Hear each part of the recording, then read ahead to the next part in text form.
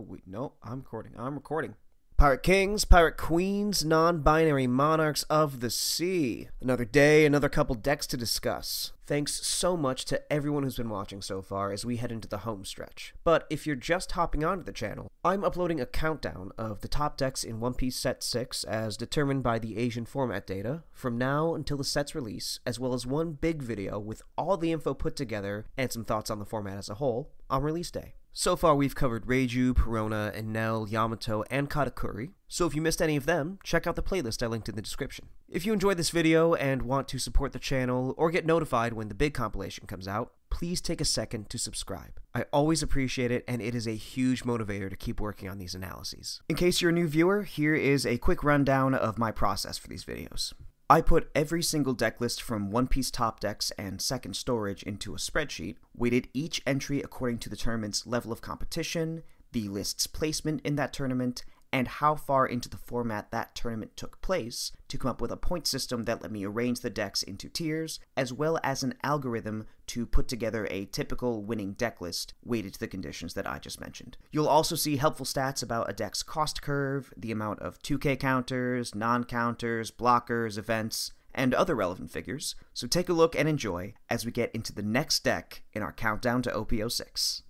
And now for our number 2 deck. This is a leader that I was very excited about as soon as it got announced for OP06, Gecko MORIA.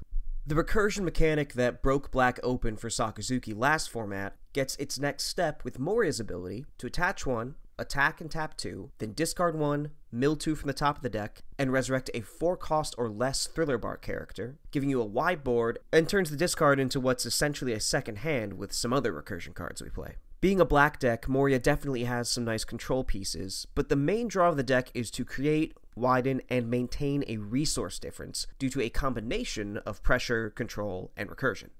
Looking through Japanese articles and playing the deck myself has given me a new appreciation for it, far beyond my first impression. MORIA just has a really wonderful blend of aggression, combo, and control to really tailor itself to different kinds of skill expression in a particular game or meta.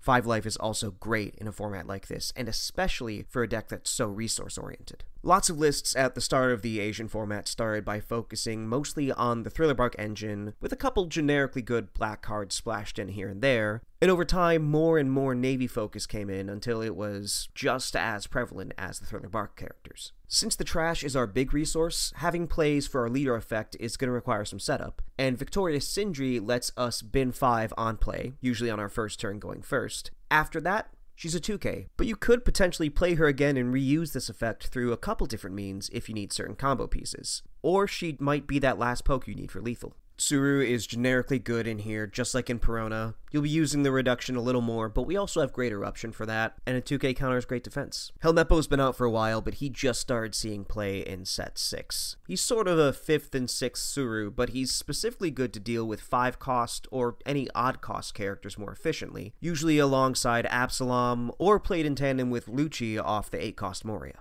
Branu is the other discard fueler if we end up going second. If he shows up after turn 1, he's easily binned for counter, but you can also bring him back with MORIA. The other great thing about this deck is that it's going to have plays going first or second in just about any matchup. There will be a preferred choice if you win the die roll, but you often won't be too mad about the result if you don't get it. Hina's -4 cost is stellar, as anyone playing in Set 5 knows. And the fact that she's natively a 5K swinger works incredibly well with MORIA's MO of poking the opponent for resources. And she's quite useful when she's played from hand, more so than she is in Sokka. And I'll go into a couple examples of that use soon. The 2 copies have put in work so far, but as I start tinkering beyond this list, I want to experiment with more copies of her or the 4-cost Kuzan, which did see more play in the last month of the format, but just didn't break into the algorithm overall. Especially since he replaces himself and requires a response from the opponent. At this point, I feel like the main candidates to either cut or shave copies of for them would be... the algorithm says Branu, surprisingly, a copy of Ice Age, maybe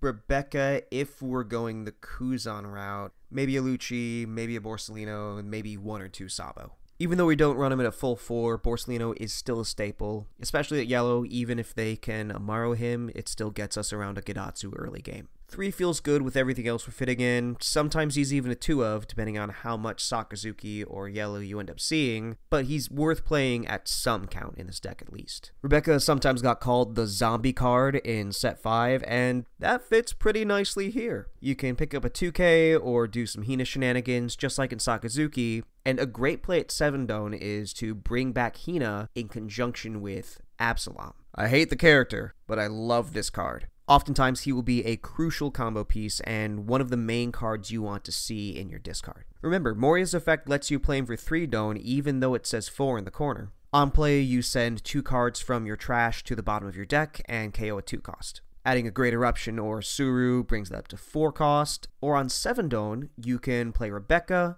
get the Hina back, and play him with the leader ability to KO a 6 cost. Or if you go second, you can hard play the Hina from hand and still do the Absalom that same turn. He is an efficient and consistent way to let you keep your opponent's board at bay, but blasting it away like Sakazuki does isn't necessarily our priority. He's also huge for dealing with our opponent's 8-cost Moria in the mirror if we combine him with a Rebecca into a Hina and a Great Eruption or a Suru, or he can KO a 7-mom with Ice Age. Lucci's still good because he hits 2 targets, but Absalom essentially costs 3, requires you to spend less of your discard, and he's recurable, so he's going to be the main control option here. If you can generate enough advantage by staving off your opponent's smaller and mid-sized characters, you might be able to get enough of a lead or the resources you need to not even be wary of the big characters later on. Perona's a go-to 3 Don play since she rips a card out of the opponent's hand if they already have 5 or more, which they almost always will on your second turn going first.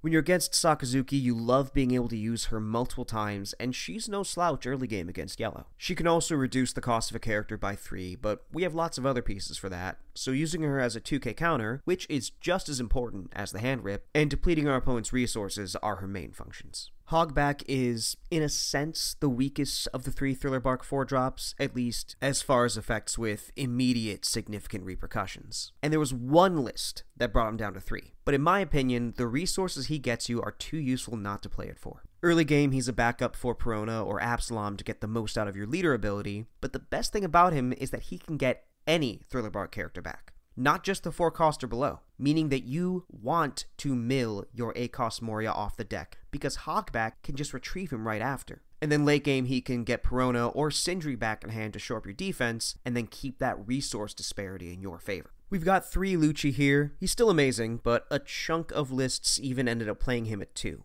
And he's best played off the 8-cost Moria alongside Helmeppo to KO a 5-cost and a 1-cost, or a 4-cost and a 2-cost, more if you add a Great Eruption or an Ice Age to that. This deck is much better at processing singular threats than multiple, but a couple copies gives you wiggle room, especially as the mirror or other matchups might try to cheat out multiple bodies to get around the control aspects, just as long as you don't tunnel vision on it. In the mirror, you're going to want to check your opponent's trash for this before you play your Moria, since it's going to affect their response and therefore your optimal play. I believe that Sabo fits Moria better than any other leader. Cycling 2 directly benefits our use of the trash as a resource, and in games when you're focusing on a wide board and resources, especially versus other black decks, he makes it harder to lose out on the board state.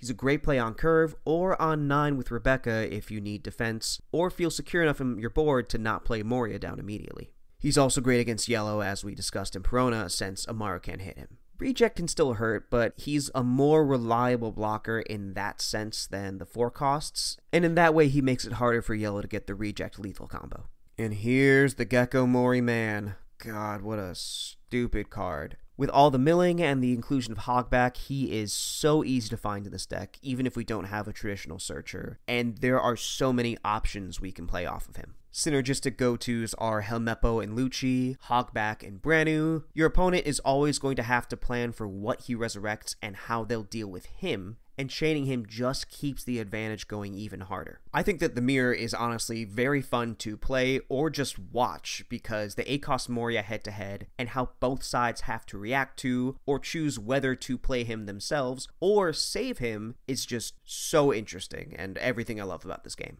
Great Eruption is going to get us some better reach for our KOs and replace our resources. I am very curious to see how this deck is going to fare without it if we get the bans during set 6.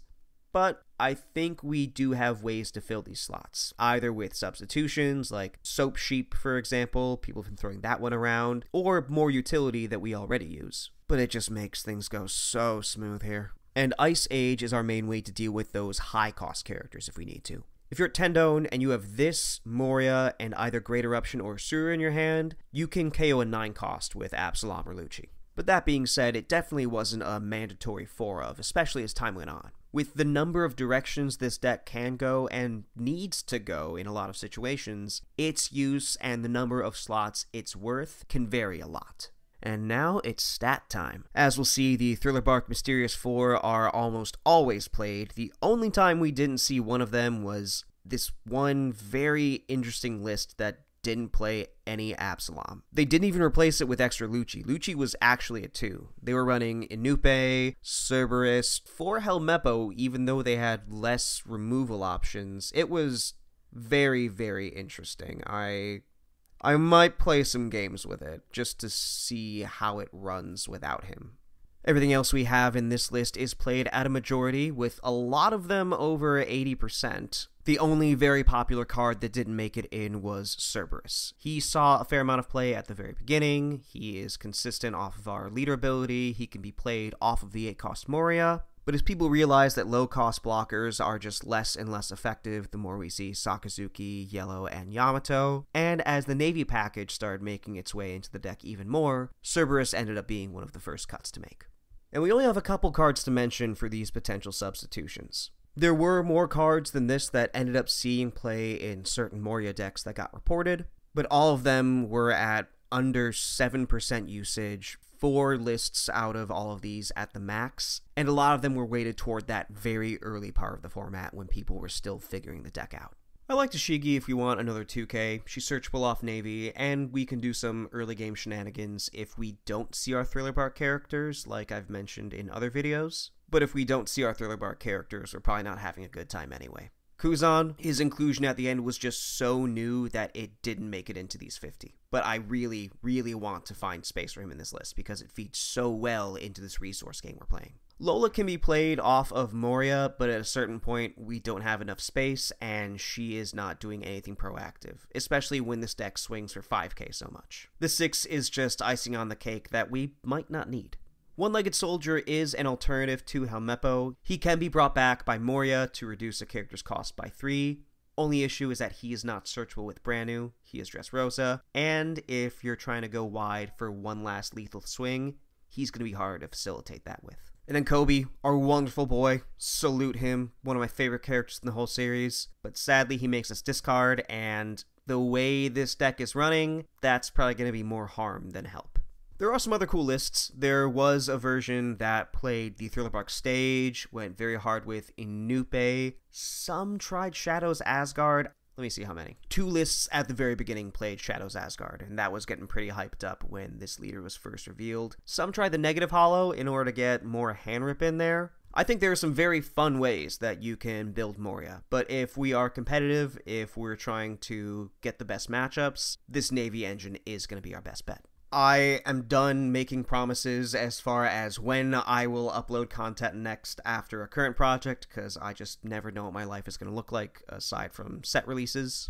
But if you are interested in seeing coverage on some of these Thriller Bark-centric lists, I can at least try. I can aspire to do so, and maybe I'll end up on Sim one night and record some games. Maybe. Hard, maybe. But if you want that, please let me know. If it wasn't apparent from the way I've been talking about this deck, I am just so fascinated with Moria, and I really want to play it more after I finish these videos. The fact that it feels like this, honestly, silly in the best way middle ground between Zoro and Sakazuki, and just jumps between playstyles over the course of one game feels so cool to me and so interestingly designed. I can't promise that it has an amazing Sakazuki matchup, as it is most often built. But since I started recording these videos, I actually looked at some of these limitless tourneys that were run online. Small sample size, but those players have done pretty well against Sakazuki. But at the time of this recording, those players are at a 14-8 record against Sakazuki. Small sample size, again, but very interesting. And this could be one of the ways that our meta ends up evolving from Japan's, but as far as Japan's went, he was very firmly number 2. I will say that he did start the format very firmly at number 1 up until, I want to say, just before or just after Star Deck 14 came out, and as people figured out that Sakazuki was still good, and then take advantage of a very opportunistic moment to regain and then hold his former position. Sakazuki's just going to control the board better than we do, but by honing in on the other tricks that this deck has, and tailoring the list we play to the matchups we expect the most, or need to cover ourselves against, it has the potential to 50-50 almost anything you see. I am very confident when I say that. And that has its own appeal, especially if you don't want to deal with the rock, paper, scissors aspect of metagaming a tourney, or if you want your games to be decided by as little variance as possible. Of course, it's still a trading card game. If we didn't want any variance, we'd be playing chess, but you get the drift of what I'm saying. As of this moment, MORIA hasn't really been doing much in Set 7. The Black Lucci leader and Sakazuki have managed to overshadow him,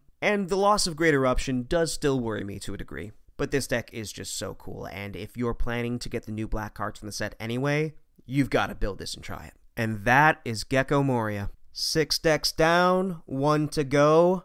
No idea what it could be. If I didn't already have the stats, this would be just a mystery. I would be foaming at the mouth just to try and get some idea of what the final deck could be. But that's a question. That's a mystery. That is a mystery that we will solve later on. But as One Piece fans, I know we all like having theories, so if you've got your own theories on what the top deck is, or if you have your own thoughts on MORIA, if you've enjoyed this profile, or if you want me to, potentially, cover the more Thriller Bark-focused build, leave a comment. If you enjoyed the video, I will never say no to a like, and if you would like to support the channel and find out when these next couple of videos, or any potential future content come out, please subscribe. This is Sakura Kingdom. I am going to throw out all the salt in my house and watch The Nightmare Before Christmas, and I'll see you next time.